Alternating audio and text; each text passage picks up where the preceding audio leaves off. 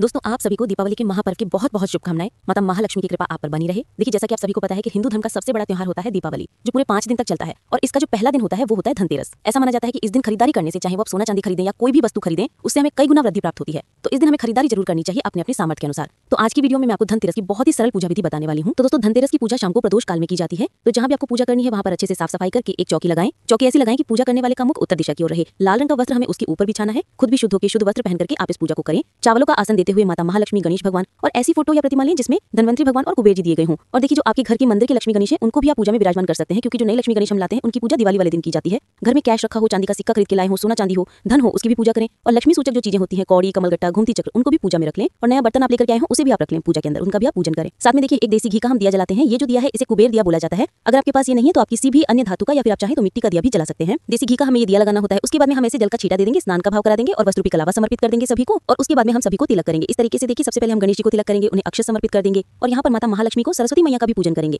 और धनवंतरी भगवान जो है वो देवताओं के वैद्य माने जाते हैं, तो उनसे अच्छे स्वास्थ्य के लिए, अपने परिवार के स्वास्थ्य के लिए हम ऐसे प्रार्थना करेंगे। और कुबेर भगवान जी तो धन के देवता हैं ही, तो उनसे हम अपने घर में सुख समृद्धि के लिए प्रार्थना करते हुए ऐसे पूजा करेंगे। माता महालक्ष्मी का भी पूजन करें, टीका कर दें। ऐसे हमें शाम को प्रदोष काल में पूजन करना है। सभी चीजों को हम ऐसे टिक देंगे। सभी को हम रोली चंदन से टीका करेंगे और अक्षत समर्पित कर देंगे। जो नए बर्तन आप लाए हैं उनको भी ऐसे टिकते हैं। और कुबेर दिए का भी आप पूजन कर दें। इस प्रकार से देखिए कुबेर दिया हमने जला दिया है। ऐसे माता महालक्ष्मी को आप रोली जरूर समर्पित करें। सिंदूर लगा दे सरस्वती माता को। और यहाँ पे माता लक्ष्मी को हमने ऐसे सिंदूर लगा दिया है। और जो बचा हुआ सिंदूर है इसे आप अपने माथे पे जरूर लगा लें। उसके बाद में सभी को हमने यहाँ पे अक्षत समर्पित कर दी, यानी कि चावल हमने सभी को समर्पित कर दिए हैं। उसके बाद में हम फूल चढ़ाएंगे। देखिए फूल वैसे माता महालक्ष्मी को कमल का फूल बहुत ज्यादा प्रिय है। कमल का नहीं मिल पाता तो आप गुलाब के फूल भी चढ़ा सकते हैं। और वैसे तो दिवाली के आसपास देखिए सभी फूलों वालों के पास में कमल का फूल मिल जाता है मेन दिवाली वाले दिन, तो आप माता पे कमल का फूल जरूर चढ़ाएं। इसी के साथ में जो आयुर्वेदिक चीजें हैं हमारे घर में, जैसे कि लौंग, इलायची, दालचीनी, तेज पत्ता, जो भी किचन में चीजें अवेलेबल है वो सब हम यहाँ पे चढ़ा देंगे। एलोवेरा, तुलसी का जो पत्ता होता है वो चढ़ा दें। साथ में आप यहाँ पे कड़ी पत्ता, पपीते का पत्ता, पान के पत्ते, ये आप यहाँ पे भगवान धनवंतरी जी को जरूर चढ़ाएं। एक नींबू भी आप पूजा में जरूर रख दें, इससे नजर दोष का निवारण होता है। और इसी के साथ में देखिए धनतेरस पे धनिया जरूर हम खरीद के लाते हैं, तो धनिया भी हम यहाँ पे समर्पित कर देंगे। और भोग में मुख्य रूप से जो भोग लगता है दिवाली के 5 दिन वो खील पताका का भोग लगता है। इसके अलावा आप मेवा मिठाई का भोग भी लगा सकते हैं, चाहे आपने मिठाई घर में बनाई हो या मार्केट से मिठाई लेकर के आए हो।